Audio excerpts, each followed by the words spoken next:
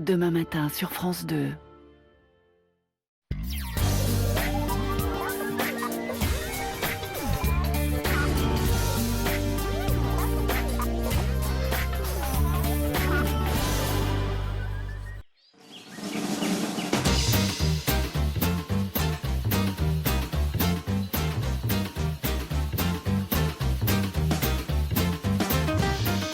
Bonjour, je m'appelle Julien, j'ai 22 ans, je viens de Toulouse et je viens de signer mon premier CDI ici à Paris, donc je suis à la recherche d'un logement assez rapidement. C'est pas facile parce qu'il y a beaucoup de monde sur le coup, les loyers sont assez chers, beaucoup de garanties demandées. Le studio que Julien visite aujourd'hui, 23 mètres carrés pour 760 € par mois, charges comprises. Bonjour monsieur. Bonjour, Voilà. Un loyer dans la moyenne pour le 17e arrondissement de Paris. Donc voilà le Louer à Paris comme partout en France est devenu de plus en plus difficile. Les conditions requises pour louer, Moi, je suis en CDI. un emploi stable Ça, c'est votre père. et de solides garanties financières. Moi sans mes parents c'était impossible, je ne pouvais pas fournir un premier loyer et une caution. Mais tous les candidats n'ont pas cette chance. Bon, bonne chance pour la suite. D'après la Fondation Abbé Pierre, 8 millions de personnes en France sont confrontées à des difficultés de logement.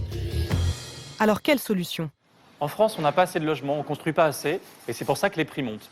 En attendant de construire suffisamment, il faut réguler le marché de l'immobilier, il faut encadrer les loyers. C'est ce qu'a fait Cécile Duflot quand elle est arrivée au ministère du Logement. Elle a pris un décret qui interdit d'augmenter abusivement les loyers quand on change de locataire. Et on sait que c'est ça qui est vraiment critique, parce que c'est au changement de locataire en général que les prix des loyers augmentent fortement.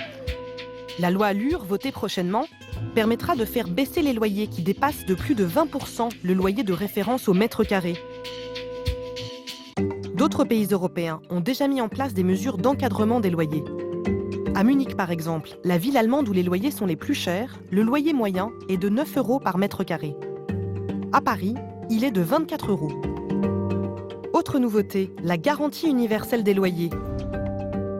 Grâce à cette mesure, celles et ceux qui ne disposaient pas de garant pourront tout de même louer un logement.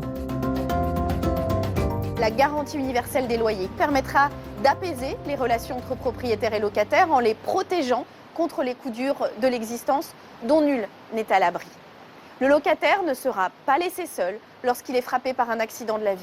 Mais le propriétaire aussi ne sera plus démuni face à l'impayé. Il sera indemnisé. On donnera l'assistance nécessaire s'il y a lieu pour faire face à un locataire de mauvaise foi.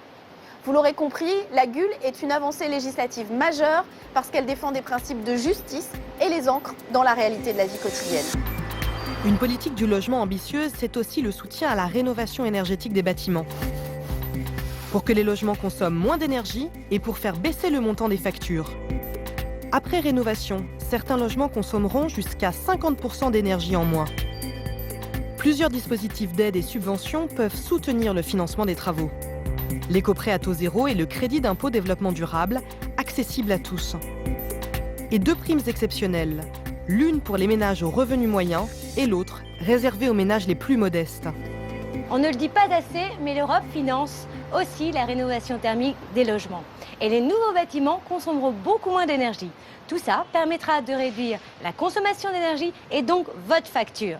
Cela créera des milliers d'emplois dans le secteur du bâtiment et permettra de lutter contre le dérèglement climatique. Le logement constitue l'une des dépenses les plus importantes des ménages. Pour certains locataires, il peut même représenter jusqu'à 40% de leurs revenus. On ne peut pas laisser le marché seul gérer ce bien et ce droit de première nécessité. La responsabilité des écologistes est de le réguler au nom de l'intérêt général et de la justice sociale. En agissant résolument, nous voulons permettre l'accès au logement de tous et de toutes.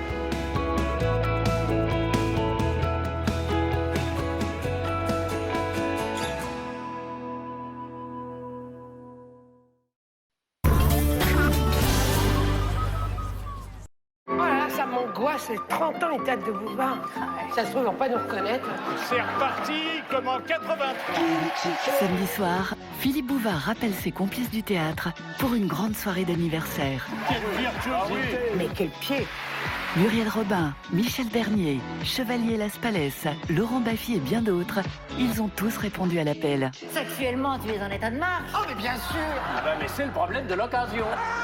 Les 30 ans du théâtre de Bouvard. Venez souffler les bougies en compagnie des stars de l'humour, samedi soir sur France 2. Maintenant, j'ai plus peur de vous, figurez-vous. Alors...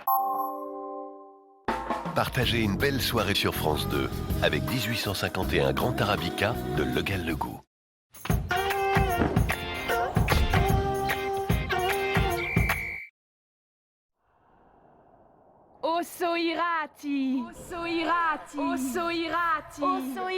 Fromage Osso-Irati, Béarn et Pays Basque garantie. Là, je suis à Gruyère en Suisse, où j'ai découvert toutes ses saveurs. C'est bien ici que le gruyère AOP Suisse a été élaboré avec du lait cru. Un savoir-faire millénaire, un goût unique au monde. Alors, où que vous soyez, le gruyère AOP Suisse risque bien de vous monter à la tête. Le gruyère AOP Suisse, pas de trou, que du goût.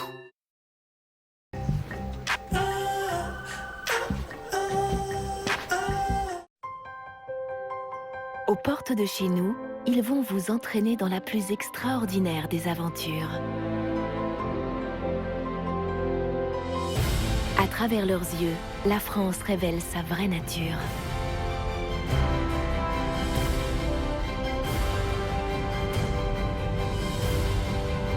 Le plus beau pays du monde, c'est le nôtre. Mardi 17 décembre à 20h45 sur France 2.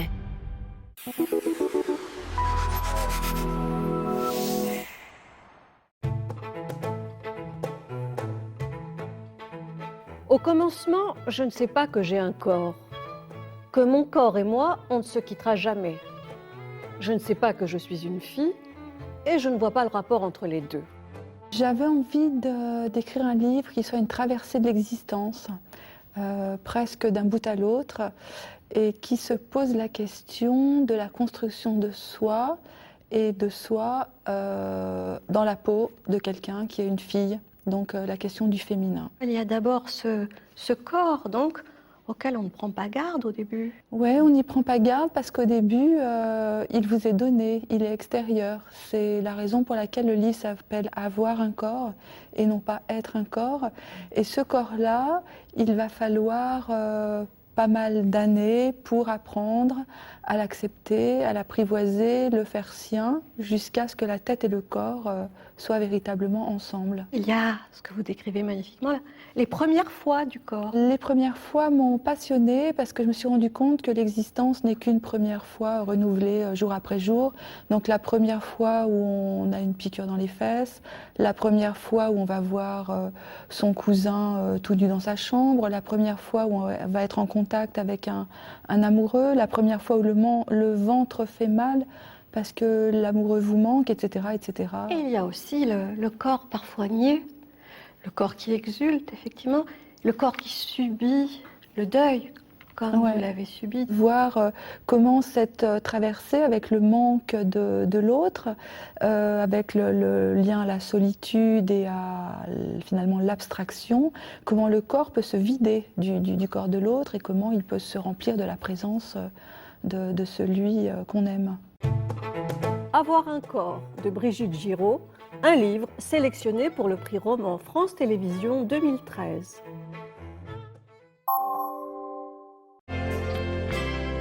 Prenez le large en regardant la météo avec Massif, assurance, banque, santé.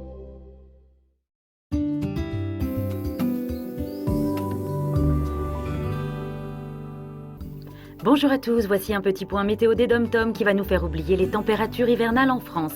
Allez direction la Guadeloupe où le soleil brillera largement tout au long de la journée. Il fera 28 degrés à Anse-Bertrand, 30 à Basse-Terre. En Martinique, le ciel sera plus variable avec par moments des averses. Il fera jusqu'à 30 degrés, notamment du côté de Saint-Pierre-Martinique. Quelques orages isolés en Guyane, sauf du côté de Cayenne où il y aura de belles éclaircies. 31 degrés à Saint-Laurent-du-Maroni, 32 à Maripasoula. Temps couvert à Saint-Pierre-et-Miquelon où il fait très froid, -2 au meilleur de la journée. Faisons une petite halte du côté de l'océan Indien où de belles éclaircies sont à prévoir à La Réunion. Petit bémol à Saint-Pierre où il y aura quelques gouttes. Un temps variable avec des averses pour Mayotte mais un thermomètre généreux jusqu'à 32 degrés. À présent, on s'envole pour le Pacifique et direction la Nouvelle-Calédonie, où de la bruine et des pluies faibles sont au programme du côté de Nouméa et Koumak. Ailleurs, grand soleil, il fera jusqu'à 28 degrés. Dans Mossada, Wallis et Futuna, mais un mercure qui affichera jusqu'à 29 degrés. Enfin, en terminant Polynésie, où le ciel sera très nuageux, mais un thermomètre qui affichera jusqu'à 30 degrés. Très belle journée à tous sur France 2.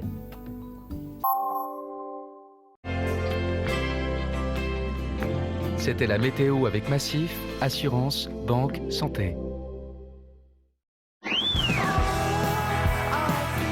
Les clowns sans frontières amènent du rire et du rêve aux enfants oubliés de la planète. Grâce à la magie du spectacle, ils retrouvent le chemin de l'enfance sur lequel ils construisent leur avenir. Pour soutenir leur action, faites un don sur clownsansfrontièresfrance.org. Les clowns sans frontières.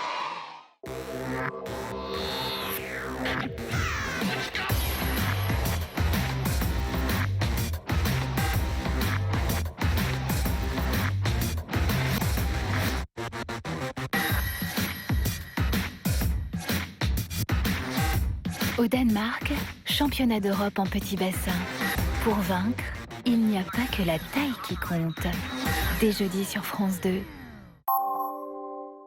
Vivez les championnats d'Europe de natation sur France 2 avec EDF. Vivez les grands événements de natation avec Tonon.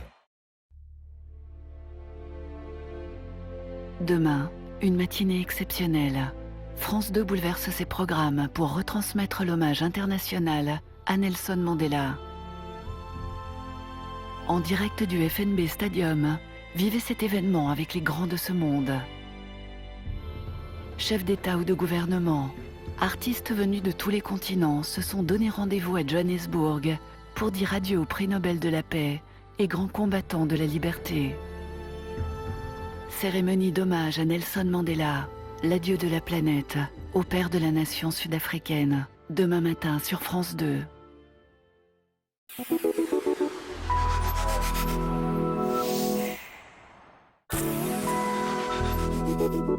Ce programme vous est proposé en audio-description.